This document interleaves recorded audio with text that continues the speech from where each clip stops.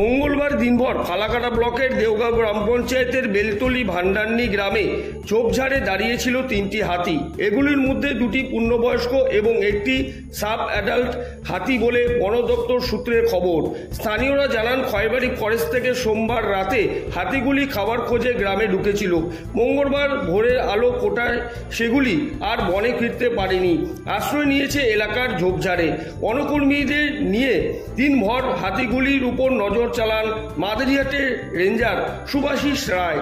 বিপদের আশঙ্কা করে সেগুলি দিনের বেলায় বনের দিকে নিয়ে যাওয়া হয়নি বলে জানান তিনি। এদিকে দিনভর ওই এলাকায় হাতি দেখতে ভিড় করেন স্থানীয় বাসিন্দারা। সন্ধ্যা 7:30 নাগাদ সেগুলি বনে ফেরানো হয় বলে বন দপ্তর সূত্রে খবর। এ প্রসঙ্গে কি বললেন দেওগাঁও গ্রাম পঞ্চায়েতের স্থানীয় সদস্য নিমাই বিশ্বাস, শুনে নেওয়া যাক।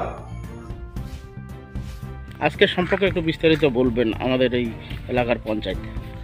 আজকে আমি নিমাই বিশ্বাস, 1389 পাটের গ্রাম পঞ্চায়েত সদস্য।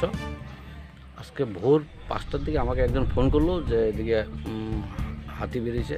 আমরা তো রাতে বৃষ্টি ছিল, টের পাইনি। তারপরে আমি ঘুম থেকে উঠে রাস্তায় বেরোলাম, দেখলাম লোকজন বলাবলি করতেছে যে হাতি এখানে লুকে আছে। আমার পাশেই, বাড়ির পাশেই, স্কুলের পাশে একটা জঙ্গল আছে, সেই জঙ্গলে লুকে আছে। ঠিক আছে, তারপরে আমি প্রধানকে ফোন করলাম। যেহেতু বিট অফিসারের নাম্বারটা আমার কাছে এই মুহূর্তে ছিল না, সুতরাং আমি প্রধানকে ফোন করলাম। প্রধান বিট অফিসারের সাথে যোগাযোগ করলো, আমাকে বললো যে আসতেছে। তারপরে আসলো, ফালাকাটা পুলিশ প্রশাসন আসলো। সবার সহযোগিতায় আমরা এলাকার জনগণ, আমরা ভীষণ আতঙ্কতে আছি। তারপরে লোকজনকে আমরা এলাকায় পরিস্থিতি বুঝে সরিয়ে দিলাম। এবং প্রশাসন এখন পর্যন্ত আমাদের সাথে সহযোগিতা করতেছে এবং